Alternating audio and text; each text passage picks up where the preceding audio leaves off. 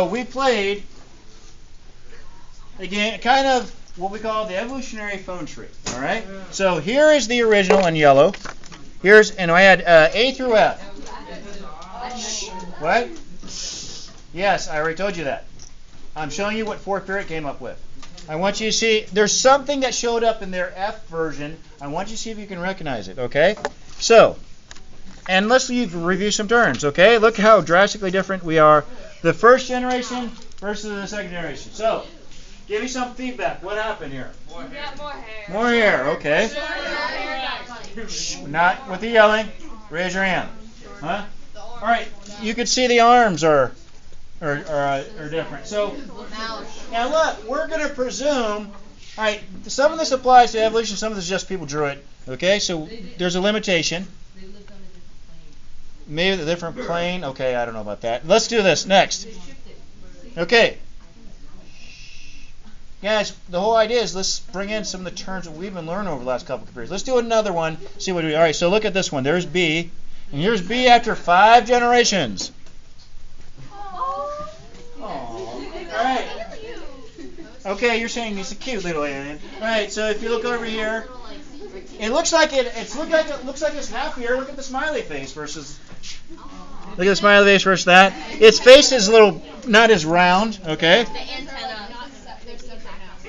Okay, so, all right. If these can no longer interbreed, what are we saying happened? Better than that. What?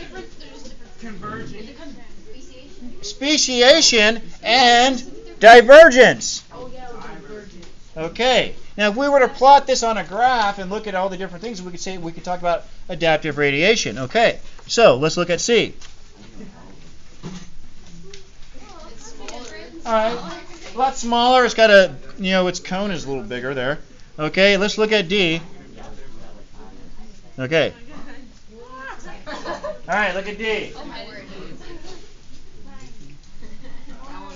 All right. It's got a bigger head, and what happened to its little Q? Look how much smaller that is. All right. All right. Let's look at E.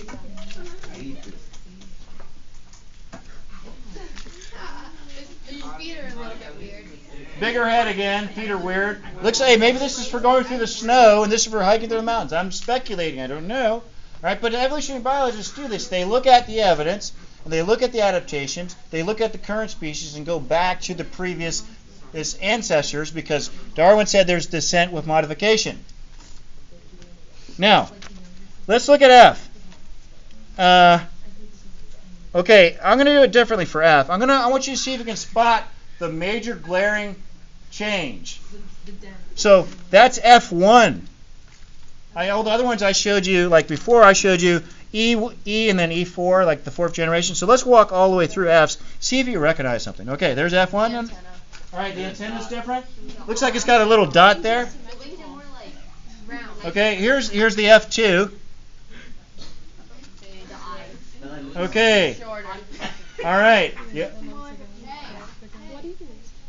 Let's see. All right, should I show you F4 and then 3? Okay. Here's 3. So the student that drew 4 was like, it's not my fault when we showed this. So I did that in class, and I went back and I asked for all their F's, and then we went through. It lost its body. Okay. We don't know. Now here's what I want you to show what happens in the real world. All right, remember we said vestigial structures?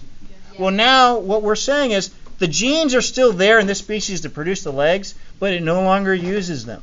There's this new trend called atavistic genes, which is the genes turn on and the genes turn off. Their genes are still there, they're just not being expressed. So this is definitely divergence big time. It's like maybe it lost its wings, maybe it digs underground now. It's no longer aerial. I don't know. So, all right, that's our little review of that. Thanks for cooperating.